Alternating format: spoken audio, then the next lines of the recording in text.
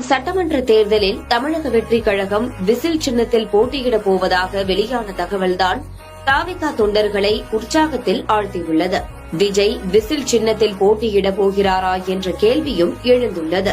2026 சட்டமன்ற தேர்தல் நெருங்கி வரும் சூழலில் எப்படியாவது ஆட்சியை பிடித்து விட வேண்டும் என்ற நோக்கில் அரசியல் கட்சிகள் கங்கணம் கட்டிக்கொண்டு தீவிர களப்பணி ஆற்றி வருகின்றன.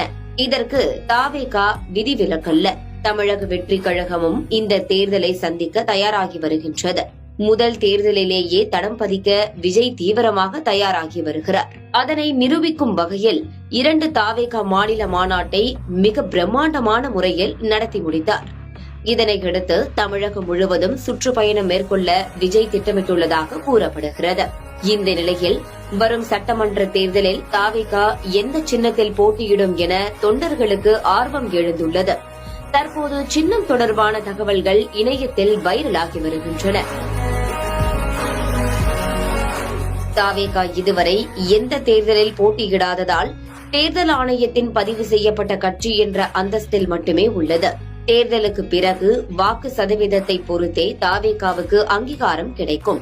வரப்போகும் சட்டமன்ற தேர்தலில் தாவேகா ஆட்டோ சின்னத்தில் போட்டியிடப் போவதாக தகவல் வெளியானது. இதற்கு காரணம் விஜய் கட்சி தொடங்குவதற்கு முன்பே அவரது ரசிகர் மன்றமான விஜய் மக்கள் இயக்கம் சார்பில் கடந்த 2022ஆம் ஆண்டு நடந்த உள்ளாட்சி தேர்தலில் போட்டியிட்டனர். இந்த நிலையில் தேர்தல் ஆணையம் தற்போது 2025ஆம் ஆண்டுக்கான ஒதுக்கப்படாத சின்னங்கள் பட்டியலை வெளியிட்டுள்ளது. அதில் ஆட்டோ சின்னம் இடம்பெறவில்லை என கூறப்படுகிறது. இதனால் தாவேகாவுக்கு ஆட்டோ சின்னம் வழங்க வாய்ப்பில்லை என தெரிகிறது. இதனால் தேர்தல் ஆணையம் ஒதுக்கியுள்ள சின்னத்தில் இருந்தே ஒன்றை தேர்வு செய்ய வேண்டிய கட்டாயத்தில் உள்ளதாக கூறப்படுகிறது. தேர்தல் ஆணையம் ஒதுக்கியுள்ள பட்டியலில் 184 சின்னங்கள் இடம்பெற்றுள்ளன. 122வது இடத்தில் இடம்பெற்றுள்ள விசில் சின்னத்தை தாவேகா தேர்வு செய்ய போவதாக தகவல் வெளியாகியுள்ளன. இதில் எந்த சின்னத்தை தாவேகா தேர்வு செய்ய போகிறது என்பது இனிவரும் காலங்களில்